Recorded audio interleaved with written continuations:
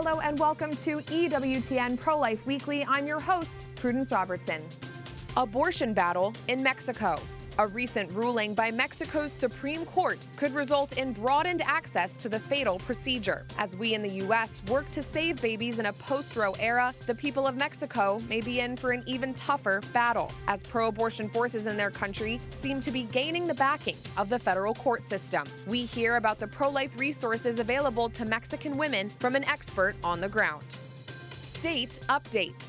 As we inch closer to a decisive vote on abortion in Ohio, we look to other states where radical abortion language has been added to the Constitution and how it has impacted the people living there. Brian Birch of Catholic Vote and Genevieve Martin of Right to Life Michigan join us with analysis.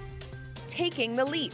The founder of a new organization designed to help expectant and new parents gain financial independence, joins us to share the details of her new venture. With inflation skyrocketing and rising cultural influences working to deter people from choosing life, the time to help new moms, dads, and families is now.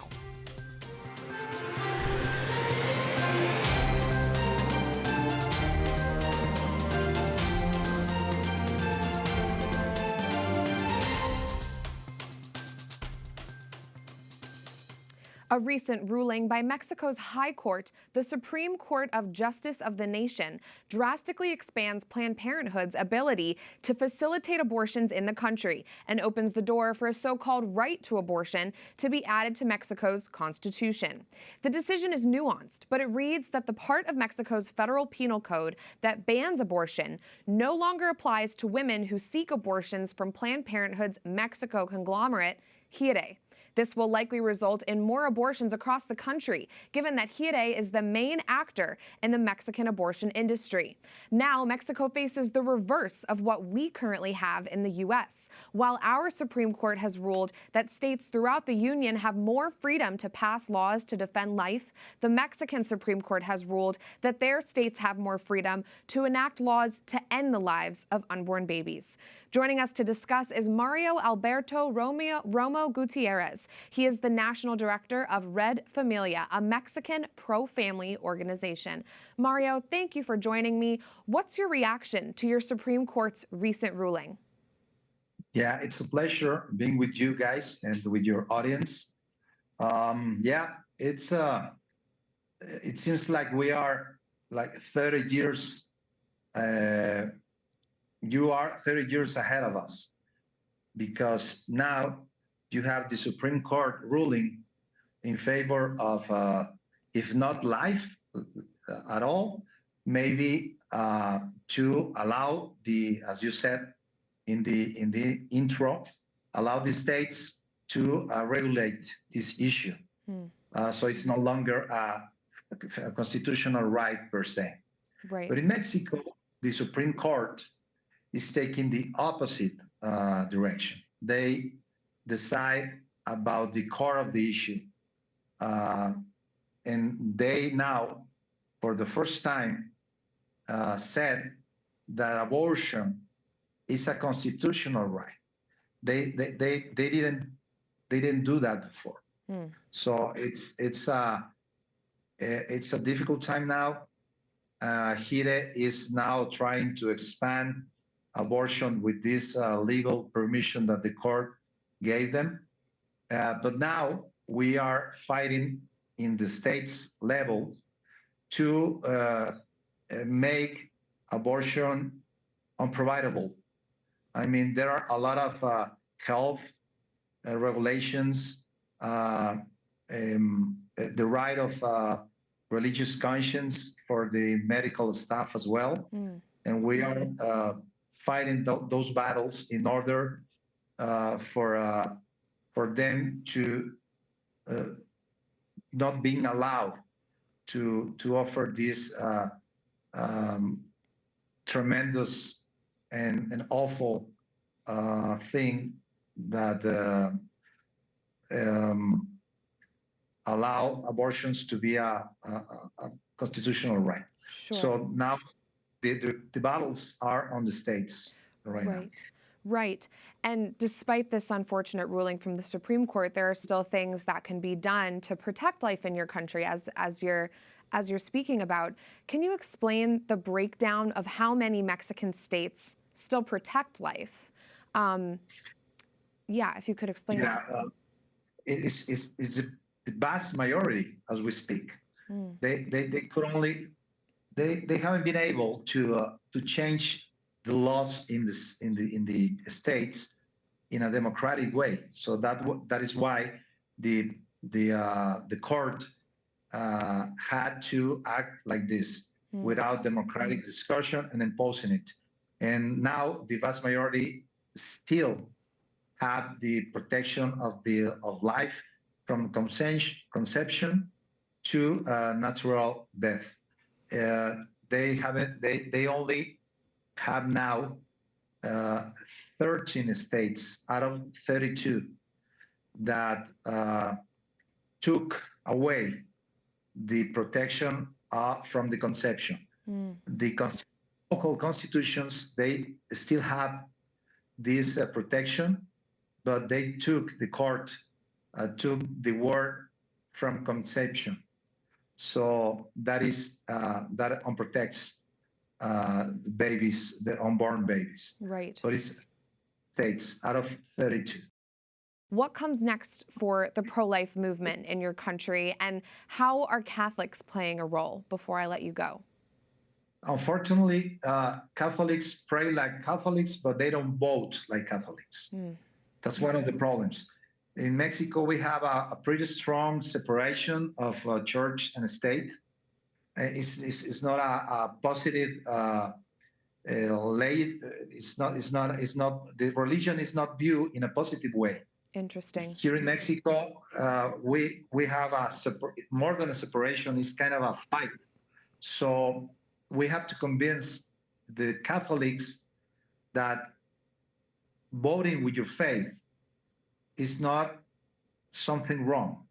It's not bad. And not separate your values that you have in your home and in your family and those values that you promote in the public life. That's one of the questions that we have, not only legislators, but in social leaders, even in the faith and in the church. Some of them are kind of shy in this matter. So we are having campaigns to promote and to give strength and to break this silence spiral that the media is trying to impose on us as well.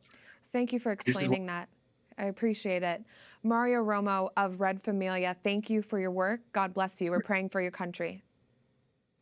And now for some more pro-life headlines from around the world. Despite a disappointing ruling in Mexico, other countries across the globe have recently held several marches for life.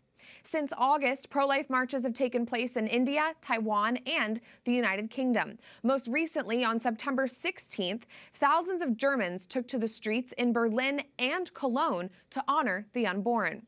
Germany currently allows abortion through the first 12 weeks of pregnancy. Though Berlin's demonstration proceeded peacefully, Cologne's first ever March for Life was met with vocal counter-protesters. The disruptors sat in the middle of the road and blocked the route. Marchers were forced to turn around. Counter-protesters even turned violent, destroying exhibition stands and even assaulting a pro-life advocate. The marchers, many of them young people, remained calm and continued their demonstration for life. Organizers plan to return to both cities next year. And back here at home, a federal judge in Washington, D.C. just sent 3 more pro-life activists to jail. 2 of them are women over the age of 70. Joan Bell, aged 74, Jean Marshall, aged 73, and Jonathan Darnell, aged 41, have been charged with violating the FACE Act. They are now in jail and await sentencing and could face up to 11 years in prison and hefty fines. Upon receiving their guilty verdict, Joan's husband, Chris, appeared distraught. Mrs. Marshall showed the judge a doctor's note saying she was scheduled for a hip replacement. The judge still sent her to jail immediately and refused Mrs. Marshall's request to be held under house arrest. This week in Congress, legislation was introduced to repeal the FACE Act, under which these 3 pro-lifers have been charged. The FACE Act, quote, prohibits force, obstruction, and property damage at abortion facilities. However, the law has often been used by federal judges to put some peaceful pro-life protesters in jail. Representative Chip Roy introduced the legislation to repeal the FACE Act and said, quote, "The FACE Act is an unconstitutional federal takeover of state police powers. It must be repealed." Coming up, as November 8th nears and Ohioans inch closer to a crucial election day, we take a look back at what's happened over the last year in Michigan and how Ohio's northern neighbor could paint an eerie picture of what's to come. We're joined by Michigan Right to Life's Genevieve Marnin and Catholic Vote's Brian Birch. Plus, Caitlin Cano, founder of Leap Personal Finance, joins us to discuss her new venture aimed at giving new moms and families a leg up.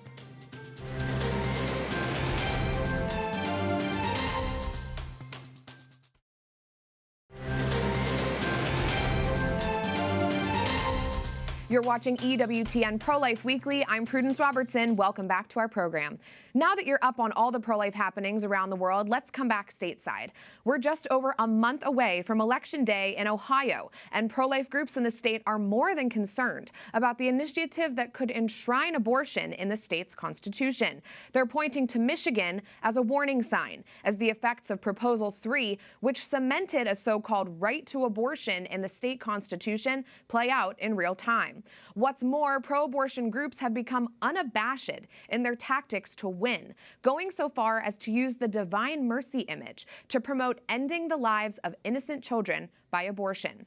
Not just in Michigan and Ohio, but across the country, we're seeing repeated instances of these misleading tactics. To discuss all of this, I'm joined now by Brian Birch, president of Catholic Vote, and Genevieve Marnin, legislative director of Michigan Right to Life. Thank you both for being here with me. Brian, I want to start with you first. Your reaction to what we're seeing from pro-abortion groups that are using religious images to promote abortion. And in Ohio, of all places, a state that's largely Christian and Catholic, what is Catholic Vote doing about this? Yeah, well, not just abashed, but blasphemous. You know, what the pro-abortion forces here have done is used millions of dollars of out-of-state money, and they've launched a massive television campaign that includes an image of the Divine Mercy, a sacred image for us as Catholics, of course, given to St. Faustina in the 1930s. And it was interesting because I went back and I looked at some of her diary, and she wrote in her diary that she saw this sign of divine wrath that she said was about to strike the earth. And of course, our Lord's response was his mercy. But according to St. Faustina's spiritual director, she said that the reason for this chastisement was especially for the killing of infants yet to be born. The most grievous crime of all is what she wrote. And so it's just absolutely outrageous that the pro-abortion groups here would use this image of all images to promote abortion on demand, including late-term abortion, in their effort to change Ohio's constitution. There it is, laid right out in her diary. Thank you for pointing that out. And Genevieve, we've alluded to this. Proposal 3 really opened the floodgates for pro-abortion legislation in Michigan, just north of Ohio. Tell us about what's happened in your state in the wake of this terrible language being added to your constitution. Trying to sell Prop 3 on Michigan voters was it was going to hashtag Restore Roe. And yet here we are a few months later, and an 11-bill package was recently introduced in the Michigan House of Representatives to repeal essentially every pro-life law on the books. Common sense health and safety regulations, for example, on abortion clinics, which 90% of voters support and believed would remain in place even in the face of Prop 3. And yet they are moving very swiftly to repeal all those laws. And you were at Michigan's Capitol this week as lawmakers voted on this bill. Can you tell us what happened there? Is it expected that the governor is going to sign this legislation? If it gets to her desk, she has vowed to sign it, and she couldn't wait to sign it. But fortunately, and we could use the prayers, we had one lone Democrat on the committee who voted against the bill package. And she said her constituents don't want this radical, extreme package of bills that will eliminate informed consent, eliminate clinic licensing, eliminate abortion reporting, complication reporting, et cetera, et cetera. All the things that we were told during Prop 3 would remain. Well, that's good to know that there is at least one Democrat who understands these common sense measures. Brian, more and more ballot amendments like Prop 3 are coming down the pike in states across the country. Are you concerned? What could this mean for the future of not just pro-life legislation, but pro-family laws in general that protect parents and families and Catholics, people of faith in our country? Well, you're right. It's very worrisome. And we're not just looking at Ohio. We're tracking as many as 8 state ballot initiatives like Ohio's that the other side is planning for next year, from everywhere from Arizona, Florida, South Dakota, Iowa, Arizona, many different states. And I think these initiatives, as your other guest is just pointing out, are not simply about abortion. They are about broadening and eliminating all parental rights over medical procedures that are happening to their children, and ultimately displacing the family altogether. You know, we can't forget this is ultimately what the left is all about. Abortion is a part of a broader campaign to dismantle the traditional family, to dismantle the traditional role of mothers and children. And we need to be prepared for what's coming. Catholics need to understand that overturning Roe v. Wade was a wonderful victory, but in many ways it made the battle even more difficult, which is going to require even more work from all of us out there. Right. And Brian, it seems that the pro-abortion movement is pulling out all the stops to get their way, truly trying to work around duly enacted laws. Most of these ballot initiatives are happening in strongly pro-life states. They're denying the deeply held beliefs of the people there. As Catholics, what are we called to do in these, quite frankly, very trying times? You know, I can't help but think that maybe in a kind of twist or irony that the pro-abortion forces use of the divine mercy is a reminder to all of us. Remember the message that our Lord gave to St. Faustina, and that she inscribed on that image, Jesus, I trust in you. And of course, I think we need to remember that Christ is in charge here, and we can't get discouraged. I know some of this can be very discouraging, seeing them on the march and them winning in some of these states. You know, it's somewhat of ironic. The bishops have said for many years that the abortion issue is the preeminent issue. And who is making it the preeminent issue right now? The Democrats. And so we need to engage them as Catholics and do so in confidence, putting our trust in God, asking him, as the divine mercy image implored, to pour out his mercy on our country. Amen.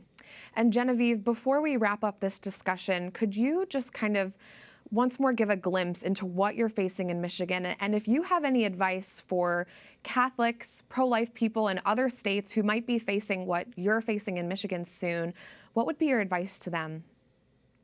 I think they need to engage, and I pray and engage, and I mean that seriously, because as Brian pointed out, parental rights are on the chopping block. They're coming after your kids. But in Michigan, we put so much political pressure on the parental consent for abortion law that one law was left off of this bill package. And they said it's because they don't have the political willpower right now to push that through. But mark my words, they're going to come after your kids. So you need to continue to engage with your politicians and your lawmakers, and you need to have your voices be heard. We managed to get them to pull back, and we can do so maybe even on this package. So call your legislators. Talk to them, talk about abortion, and convince them that this is radical and it goes too far. Thank you so much, Brian Birch and Genevieve Marnin, for your expertise on all of this, for giving us all of the info. We're praying for both of you, and we'll keep tracking all of this. Thanks, Prudence. Thank you very much. A new organization called Leap Personal Finance is designed to help expectant parents and new families achieve higher levels of wealth in order to provide for their new lives. Founders Caitlin Cano and Jennifer Ibarra have both been serving the church through their work at Compass Catholic for years. Their new venture, Leap Finance, aims to tackle one of the main reasons that couples often choose abortion: struggles with finances. Their unique vision made Caitlin and Jennifer the winners of this year's Save the Storks Pro-Life Innovators Summit, and they just launched Leap earlier this month. Caitlin Cano, Executive Director of Leap Personal Finances, joins me now. Caitlin, thanks for joining me, and congratulations on all of these accomplishments. Tell me about Leap and the programs that you all provide to pregnant couples and new families. Yes, well, Leap was inspired actually on the day that Roe v. Wade was overturned. I have a lot of work history in financial wellness for underserved populations and for those dealing with poverty. And Jennifer is works with Compass Catholic as our business manager, but her work history is in pregnancy resource centers. So when we had a conversation on that day, we realized we had a unique set of skills that put together, we could really benefit those mothers who are abortion vulnerable because of their poverty. And nearly 3/4 of those who choose abortion do so citing finances as their main concern. So we said, we have these skills, we have these abilities, we have these trainings.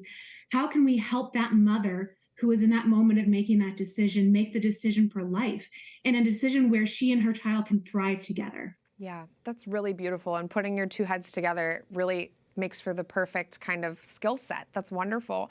Can you explain a little more specifically some of the major financial hardships that most new families face that lead them down that path, that tragic path of abortion, especially here in the U.S. where inflation is through the roof right now? What's making it hard for parents to choose life? Oh, I mean, there's so many reasons, and really, it's a storm that she's facing, and the father as well, when they're, confronted with an unexpected pregnancy. Not only are they dealing with potential income loss because she needs to take time off to have the baby and to, go through that maternity leave, they're also dealing with an increase in expenses. And they're hearing numbers about the average cost of raising a child from birth to 18 is well over $200,000. They're hearing that along with news interviews about crazy inflation and grocery prices going up and all these different things. So it really does lead to a perfect storm of her saying, I'm dealing with poverty, I'm dealing with inflation, I'm dealing with decreased income, I'm dealing with all these new expenses. And what do I do? And when she goes into an organization like Planned Parenthood, they tell her unless she makes the decision to abort, she's basically guaranteeing herself and her child to a life of poverty. We're saying there's another way. There's something else you can do. And so what we're doing with LEAP is we're creating a financial empowerment program that's going to be run in pregnancy resource centers and maternity homes nationwide, where we show her and meet her where she's at. We're not starting with, how do you invest or how do you open a retirement account? We're saying, how do you utilize your government resources that you are going to be applying for and use that in terms of your holistic financial health with you and your child? And how do we grow from there to reach financial sustainability? Often these mothers are dealing with multi-generational poverty, and it's not just situational. So there's a lot of other factors that come into place rather than just learning how to budget. It's a lot more than that. I see. What's unique about your programs at LEAP compared to other resources that young families might turn to achieve financial stability? Oh, I think what makes us most unique is, first of all, we are very faithful in our approach. We do know that this is a ministry that is ordained by the Holy Spirit, and we were just called to steward it. So we have that lens the entire time. We do emphasize to her and to the husband, to the father as well, that their net worth is not their self-worth. So we really try and tie that into the theme of the program, that she is worth more and he is worth more than just their checking account balance. We also are a very holistic program. We are one that creates accountability through volunteers at the pregnancy resource centers and maternity homes. We train those volunteers as well to work with the clients. And then we have a full app-based program that utilizes evidence-based interventions to keep them going along. We use drip content, very small bite-sized pieces of content. And we also integrate their preferred learning styles, which is social media these days. So our app, which runs over the course of 6 months while she and he are getting these lessons dripped into their phone, the videos are going to look like things they would see on TikTok or on Instagram Shorts or, whatever it is, on YouTube Shorts. And it's content they're used to seeing, so we can introduce the new material in a mode that they're used to receiving new material in, and that increases the effectiveness of the program. That's great. It's great to know that you're meeting people where they're at. I think that's key, especially when you're dealing with someone who's facing so much uncertainty. Caitlin, we have just a couple seconds left, but before I let you go, how can our viewers help LEAP? What do they need to know in terms of giving? Right. So we just received our 501c3 yesterday, and that is the most exciting news we've gotten in a long time. Congratulations. So go to leappersonalfinance.org. We are a nonprofit We're also looking to partner with financial institutions who want to utilize their CRA funds in a life-affirming manner. So Catholic credit unions, Christian credit unions, banks who want to affirm life. If they want to partner with LEAP, go to our website, leappersonalfinance.org, and they can learn about how to partner with us so we can bring these resources to their local communities. Perfect. Well, Caitlin, thank you so much for all the work that you're doing. Congrats again on this new venture. We're so excited to continue highlighting it in the future. Caitlin Cano of LEAP Personal Finances. God bless you. That does it for this edition of EWTN Pro-Life Weekly. I'm Prudence Robertson. Don't forget, you can find us at EWTN Pro-Life on all social media platforms, Twitter, now X, Facebook, Instagram, we're there. And if you're interested in more news from our nation and world, go to EWTN.com/pro-life and sign up for our newsletter, the Pro-Life Pulse. Remember, life is a gift. Your life is a gift. God bless.